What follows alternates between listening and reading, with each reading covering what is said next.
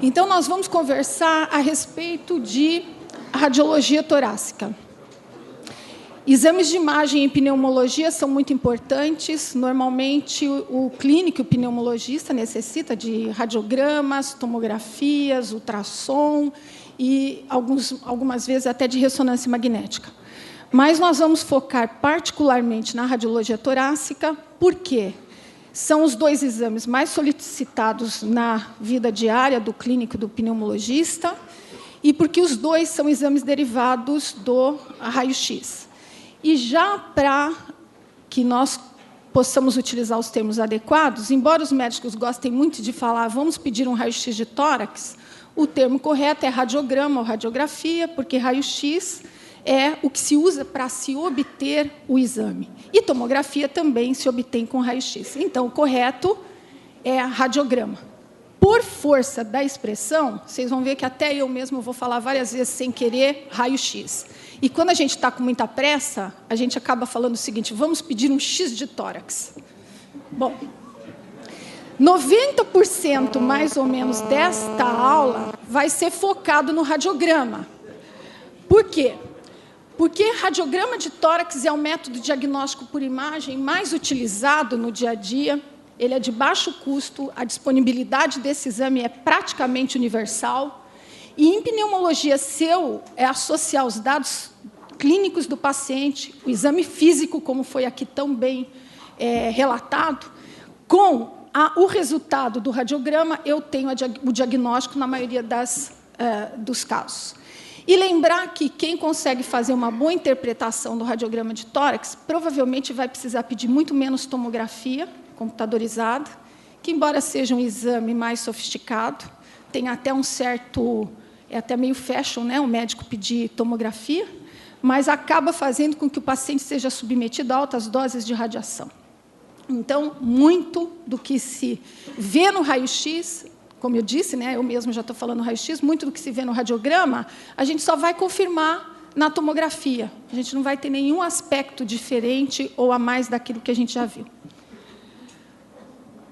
Bom, a primeira coisa que a gente tem que fazer são considerações a respeito da técnica. Lembrar que o raio-x são raios divergentes e, como tal, quanto mais próximo o paciente ficar da fonte do raio-x, mais as estruturas intratorácicas vão ficar amplificadas.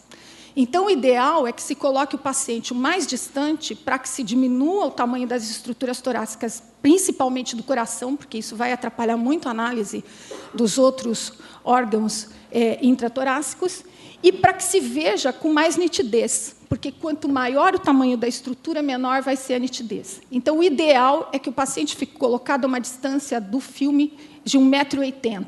O mínimo seria 1,50 m. Quais são as incidências que, no dia a dia, vocês vão ter condições de solicitar num radiograma de tórax? Então, nós podemos solicitar um radiograma póstero-anterior, antero-posterior, perfil, oblíquas, que dificilmente a gente acaba utilizando, o decúbito lateral com raios horizontais e a apicolordótica. Vamos começar pela incidência PA, que é o póstero-anterior, e a P, que é a antero-posterior. Normalmente, toda vez que o paciente puder ser encaminhado para fazer o raio-x no centro radiológico, é o ideal. Por quê?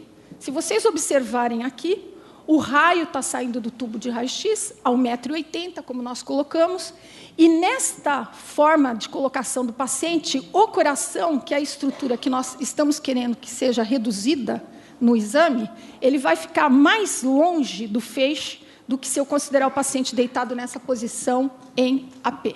Então, quem vai fazer a posição antero-posterior? Os pacientes que não conseguem se locomover, que não podem ficar sentados ou que não podem ficar deitados, em pé, e que estão ou lá na enfermaria, ou na maca, no pronto-socorro, ou na UTI.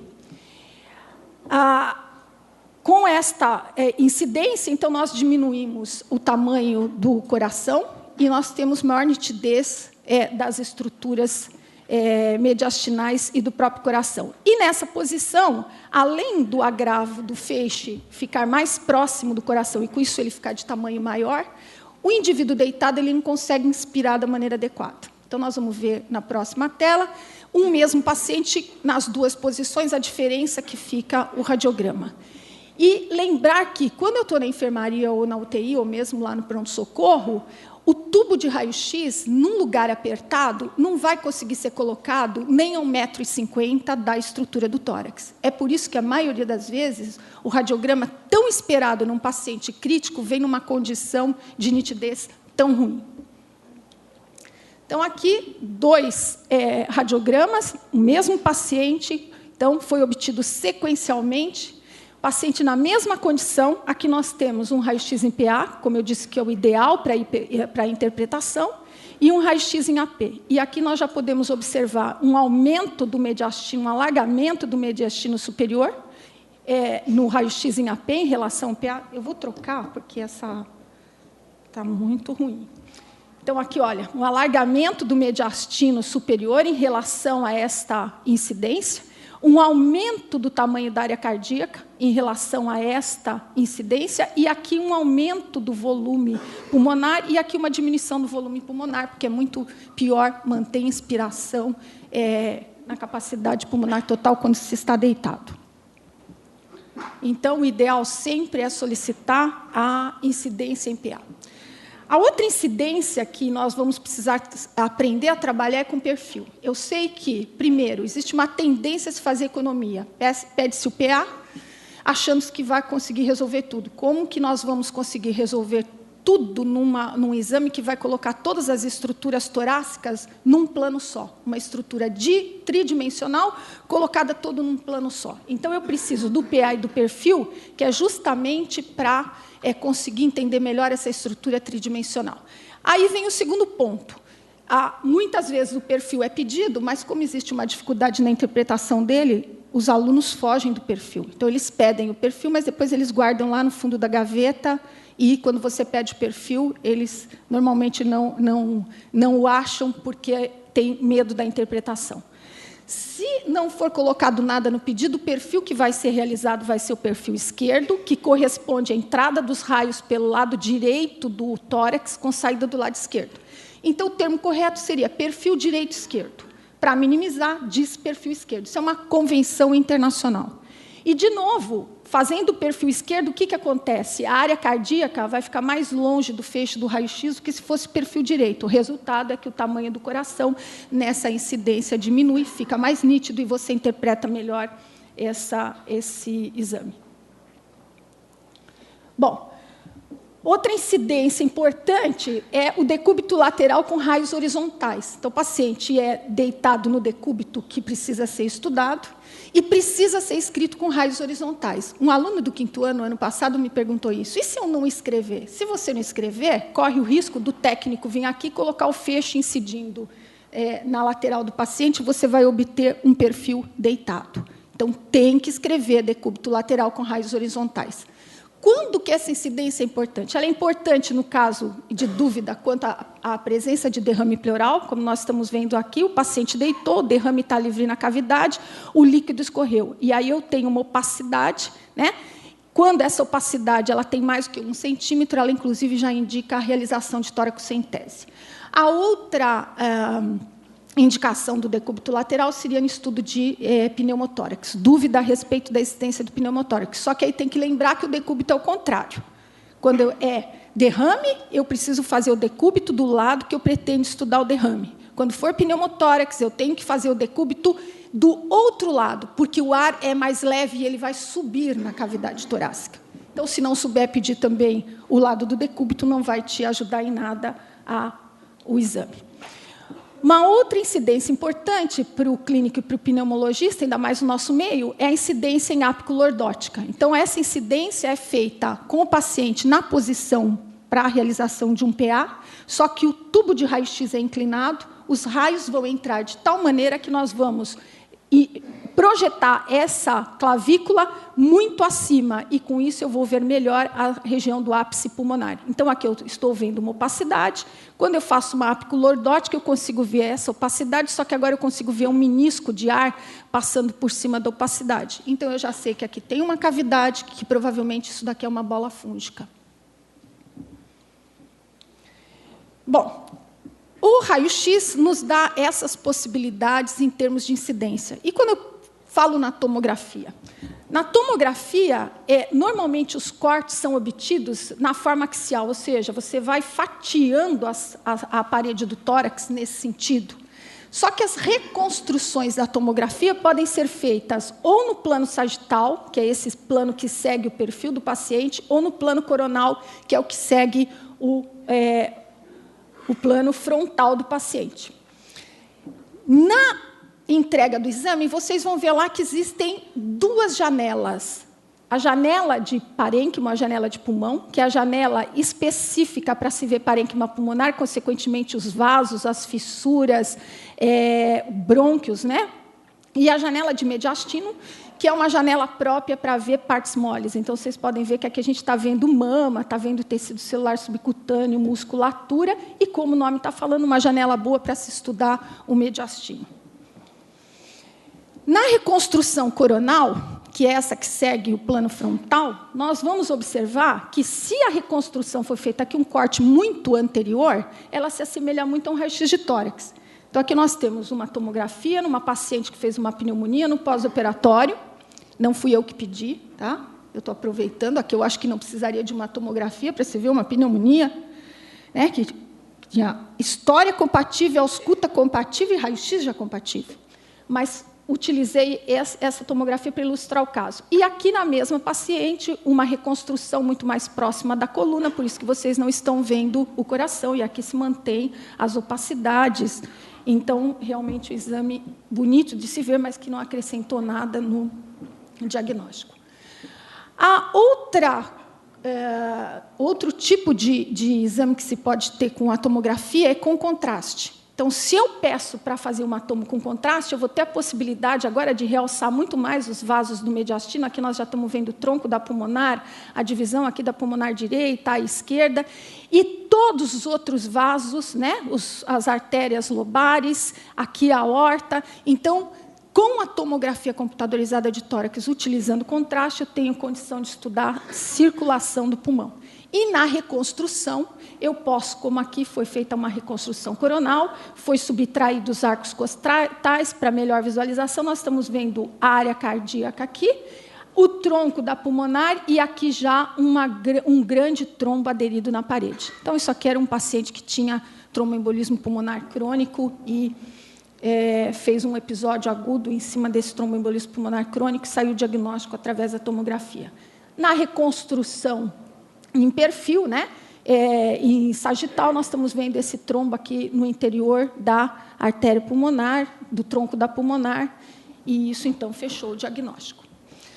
A pergunta que se faz é o seguinte: por que é que eu consigo enxergar tanta coisa no raio-x e na tomografia computadorizada de tórax?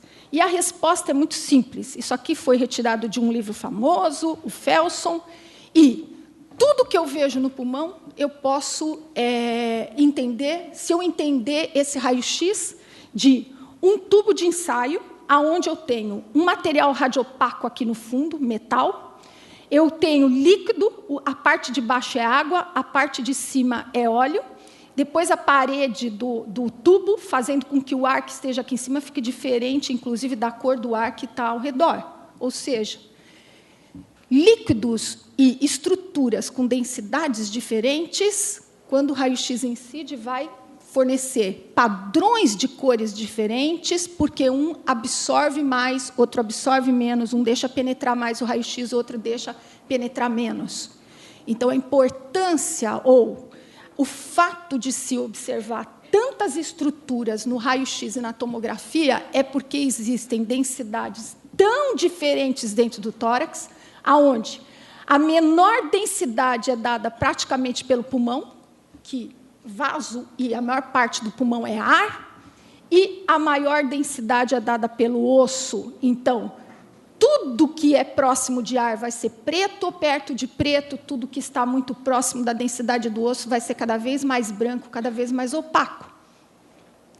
No meio do caminho eu tenho gordura, líquido, músculo e, finalmente, aqui como nós colocamos osso, e essa densidade ela é medida através dessas unidades de Hounsfield. Osso absorve muita radiação, então ele fica radiopaco. ar não absorve, deixa o raio-x penetrar muito e acaba ficando radiotransparente. Bom, se eu entendi agora, então, como que eu enxergo as estruturas, eu vou precisar começar a interpretar ou reconhecer essas estruturas no raio-x de tórax. E agora depende fundamentalmente de vocês. Vai saber radiografia, interpretar bem uma radiografia, quem souber o quê? Anatomia. Então, o que eu vejo no cadáver, eu tenho que transportar agora para esse radiograma de tórax. Só uma exceção, né? Ele está em expiração, e nós queremos que o nosso paciente faça o exame em inspiração máxima. Mas todas as estruturas que eu vou encontrar aqui, pelo menos grande parte delas, eu vou reconhecer no radiograma. Vamos devagarzinho, que agora nós vamos interpretar. 30 segundos para observar se o radiograma está em condição adequada. Para interpretar bem, o radiograma tem que estar centrado, as escápulas projetadas para fora dos campos pulmonares, as extremidades mediais das clavículas equidistante da apófise transversa ou da coluna de ar da traqueia. Penetração adequada. Os corpos vertebrais são bem visíveis acima da sombra cardíaca. Atrás do coração, eu devo ver, no máximo, o esboço da coluna torácica. Isso se o filme for o convencional. Se for um filme digital, nós vamos ver que não se aplica esse critério. E, finalmente, grau de inspiração. O paciente tem que estar em apneia após uma inspiração máxima. E como é que eu vou ver se ele inspirou adequadamente? Vou contar os arcos costais e eu devo ter de 9 a 11 arcos costais posteriores projetados sobre os campos pulmonares. Então, aqui vamos ver se esse raio-x está de bom padrão técnico. Olha lá, primeiros arcos, ou primeiras vértebras bem visíveis, a apófise transversa é esta estrutura aqui. Posso usar a coluna de ar da traqueia ou a apófise transversa, como eu disse, eu gosto de usar mais a apófise transversa, e ela tem que ser equidistante desta clavícula e desta aqui, no mesmo tamanho, tá certo? Eu tenho que ter a mesma distância, como eu disse, equidistante das duas. Resultado, esse raio-x está muito mais próxima da direita do que da esquerda. O que mais? Eu disse, não posso ver a coluna por trás do coração. Veja, aqui eu estou observando cada vértebra individualmente, cada espaço intervertebral. A partir das clavículas, eu vejo que tem uma imagem mais densa atrás do coração, mas eu não consigo mais discriminar cada uma dessas vértebras. E 9 espaços, vamos contar aqui pela região posterior, no mínimo 9 arcos. 1, 2, 3, 4, 5, 6, 7, 8, 9. Então, 9 a 11, ele está com o 10º arco passando pelo diafragma. Esse radiograma tem condições de interpretação adequada. Bom, quando o filme for digital, como esse aqui, o que vai acontecer? Eu vou ver a coluna por trás do coração tão nítida quanto aqui nas primeiras vértebras. Mas isso não impede que eu visualize de maneira adequada mediastino. Então, no filme convencional, aquela penetração é adequada para que eu possa enxergar parênquima pulmonar de uma maneira melhor e avaliar mediastino de uma maneira melhor. Óbvio que, em algumas circunstâncias, ter um raio-x mais penetrado é interessante. Se nós formos observar aqui a linha de ar da traqueia, nós vamos ver aqui a divisão do brônquio direito, divisão do brônquio esquerdo, esse é o ponto da carina. Mas se eu pedir um raio-x com mais penetração, olha o que aconteceu. Eu perdi toda a vasculatura do pulmão, né? Mas, em compensação, olha só, eu estou enxergando nitidamente a traqueia e os brônquios, e agora eu consigo, inclusive, descer e ver brônquio lá na periferia. Então, a mais ou menos penetrado vai te ajudar na medida daquilo que você quer ver. Mediastino mais penetrado vai ser melhor. Se o paciente não inspirar adequadamente, que é o que a gente falou, precisa ter no mínimo 9. Então, mesmo paciente fazendo um raio-x com inspiração adequada e aqui expirado. Parecem 2 pacientes diferentes. Então, a área cardíaca aumentou de tamanho, houve borramento dessa região inferior, de tal forma que a gente fica na dúvida se aqui não tem opacidades. Então, o ideal é que o paciente faça sempre o raio-x nesta condição. Para interpretar agora, tem que sistematizar. Se eu não fizer sempre da mesma maneira, eu vou acabar esquecendo de alguma coisa. Então, começa-se a interpretação do raio-x por uma passada no abdômen superior. Depois o tórax, as estruturas ósseas do tórax, depois o mediastino, depois eu vou observar cada pulmão em separado e, finalmente, vou fazer o estudo comparativo dos 2 pulmões. Então, começando pelo abdômen, aqui, hipocôndrio direito, é o fígado, passo pela cúpula diafragmática direita, vejo o seio costofrênico direito, venho para a esquerda, olho o seio costofrênico e me detenho aqui, finalmente, na bolha gástrica. Bom, o que a gente já pode tirar dessa passada de olho? Primeiro, que a cúpula diafragmática esquerda é sempre mais baixa do que a direita, que esta distância não pode ser superior a 2, 3 centímetros. 5% mais ou menos dos pacientes só têm as cúpulas no mesmo nível, mas nunca em condição normal. Se o indivíduo tem citos sólidos, se ele tiver citos inversos, vai ser diferente. Mas se ele tiver coração no lado que ele tem que estar, que é a esquerda, a cúpula diafragmática esquerda nunca vai ser mais elevada do que a direita. Em seguida, nós vamos dar uma passada, então, pela caixa torácica. Eu começo aqui do lado direito, pelo arco costal, vou subindo e observando arco por arco. Aí passo pela escápula, clavícula, desço pelo outro lado, olhando arco por arco, passo nesta clavícula, nessa escápula e termino a observação das estruturas ósseas do tórax. Em seguida, o mediastino. Traqueia, vou acompanhando até a divisão, até a carina, vou observar brônquio direito, brônquio esquerdo, como nós estamos observando aqui, vou descendo e vou fazendo o contorno do coração, depois nós vamos falar mais detalhadamente as estruturas vasculares. Convém se deter um pouco nesse esquema. Nós estamos vendo a traqueia, divisão, brônquio direito, brônquio esquerdo. Já dá para ver que o brônquio direito é menor do que o brônquio esquerdo. O brônquio esquerdo é 1,5 vezes, o menor não, comprimento menor, mais largo, mas de comprimento menor. O comprimento do brônquio esquerdo é 1,5 vezes o comprimento do brônquio direito. E o brônquio esquerdo, quando ele se subdivide novamente, o brônquio do lobo superior direito, ele passa por baixo da artéria pulmonar. Então, guardem isto sempre, porque depois eu vou precisar entender que, quando eu estiver avaliando o raio-x em perfil, eu vou enxergar esse brônquio de frente. E eu vou precisar, no perfil, identificar onde está esse brônquio esquerdo para fazer uma divisão, e aí eu fazer a interpretação por quadrantes desse perfil. Então,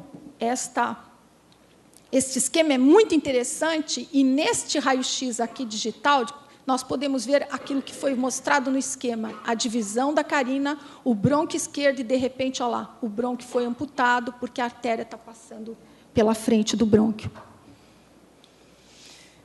Quais são os limites do mediastino que eu tenho que estudar, que eu tenho que observar nessa hora? Então, no limite superior, o mediastino ele não ultrapassa a linha da coluna vertebral. Logo abaixo da clavícula, eu sei que aqui é o lugar onde eu tenho a veia braquiocefálica. Eu não estou enxergando a veia aqui, mas eu sei que ela está chegando nesse ponto. Porque se aparecer um abaulamento aqui, a primeira coisa que eu tenho que pensar é que pode ser vascular. Mais abaixo, esta parede aqui pode corresponder à parede da veia cava superior ou da aorta ascendente. E, na área cardíaca, toda essa silhueta aqui corresponde ao átrio direito. À esquerda, a mesma coisa. Acima da clavícula, o mediastino tem o mesmo tamanho da coluna, então tem que bater, não pode ter 2 linhas. Tem uma linha só que corresponde à linha da coluna. Logo abaixo da clavícula, eu sei que aqui tem a artéria subclávia esquerda, vou descendo, eu já encontro o arco aórtico, desço mais um pouco, aqui eu estou vendo a artéria, e aqui corresponde ao tronco da pulmonar, aqui corresponderia ao átrio aurícula do átrio esquerdo, e aqui é toda a parede do ventrículo esquerdo.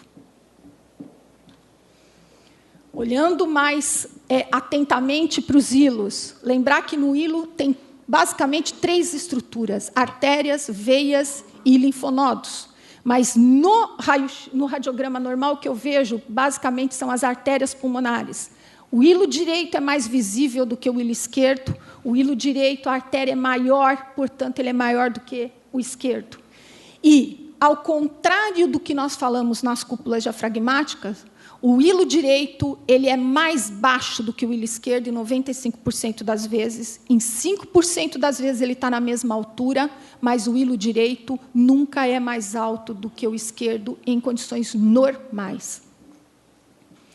E uma outra coisa interessante é que uma artéria interlobar direita, que no PA já tem mais que 1,6 centímetros, a gente pode inferir se já não existe um certo grau de hipertensão pulmonar. Bom, terminada a avaliação do mediastino, nós vamos analisar o pulmão unilateralmente. Então, vamos lá olhando o pulmão, as sombras e o esquerdo. E depois nós vamos comparar base com base, campo médio com campo médio, ápice com ápice. No paciente em pé sentado, como nós falamos que é a melhor maneira de obter o raio-x, por efeito da gravidade, eu vou ter mais perfusão nas bases.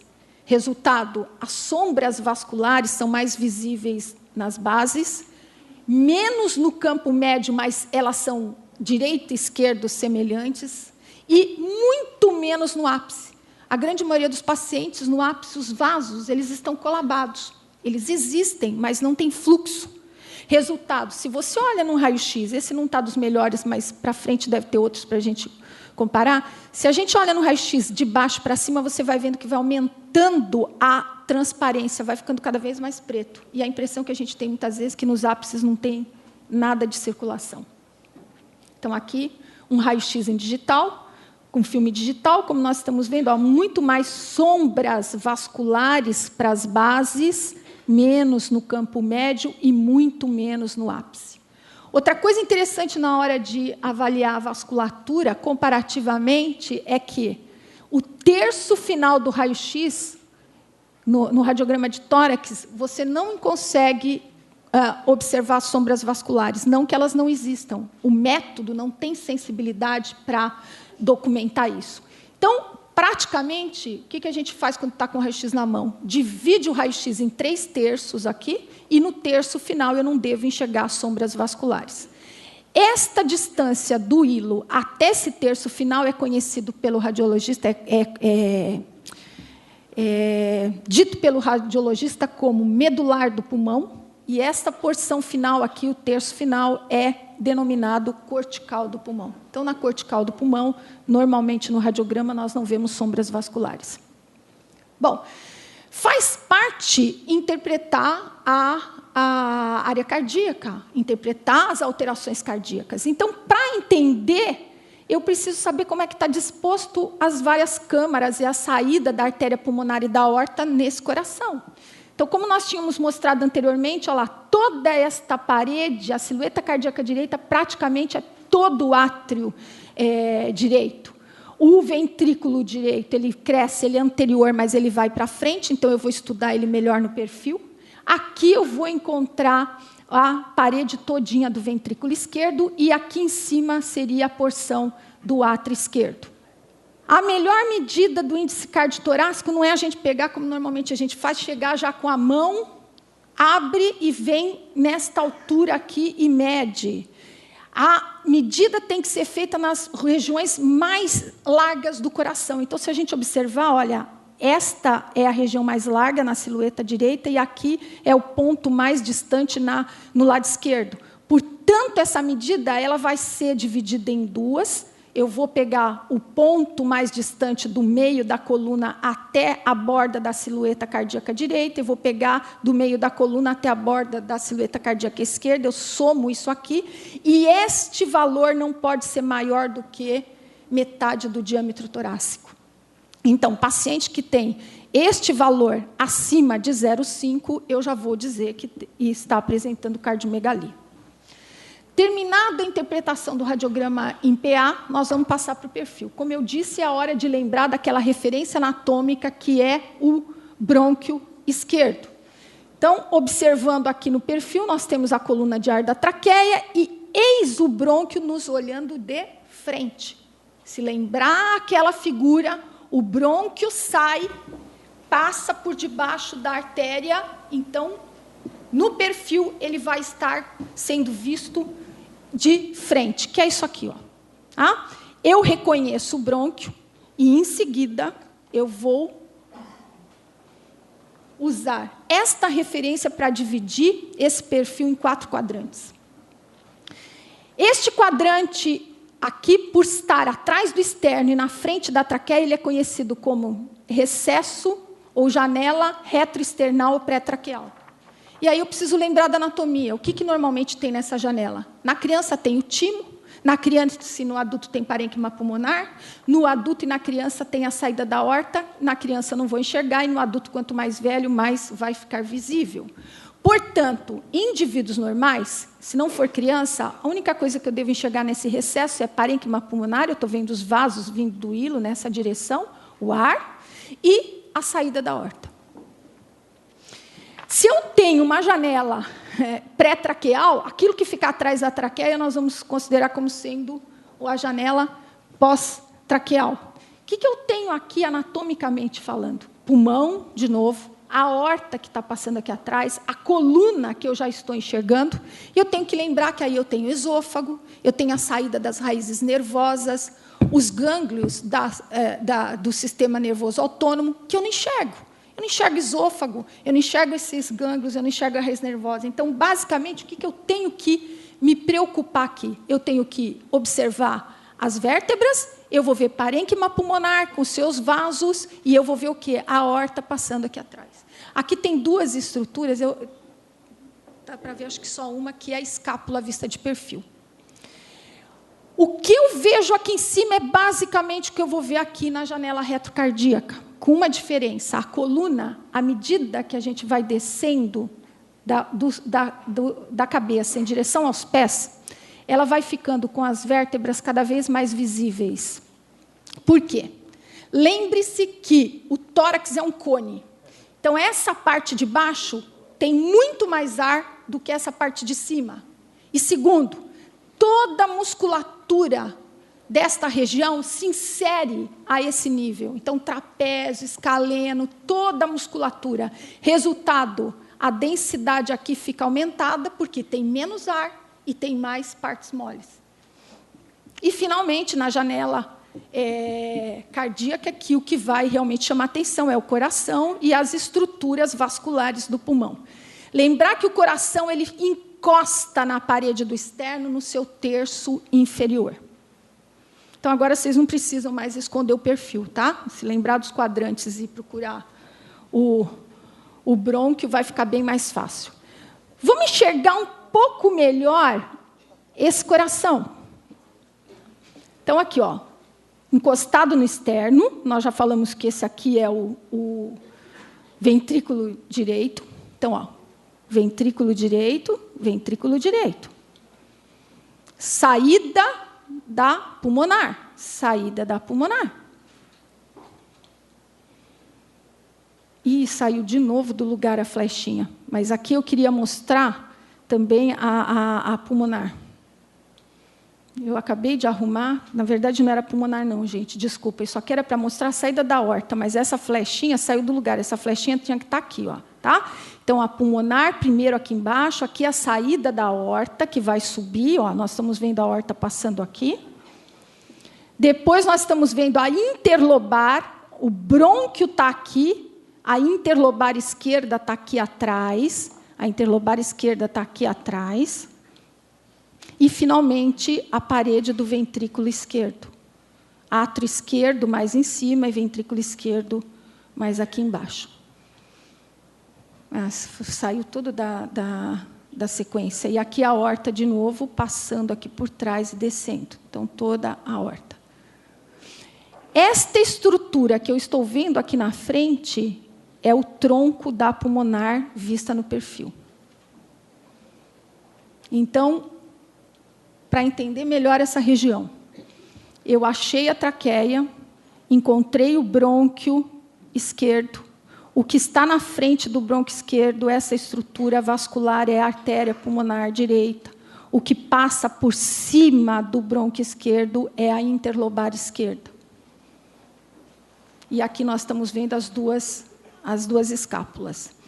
E lembrando de uma figura que não dá para se esquecer nunca, que é o Dr. Jorge Cavacama, ele dizia o seguinte: Quando no perfil você vê essa configuração que é brônquio esquerdo, artéria pulmonar direita e a interlobar descendo aqui, lembre-se que isso daqui parece a cabeça do elefante, orelha do elefante, olho do elefante e a tromba do elefante.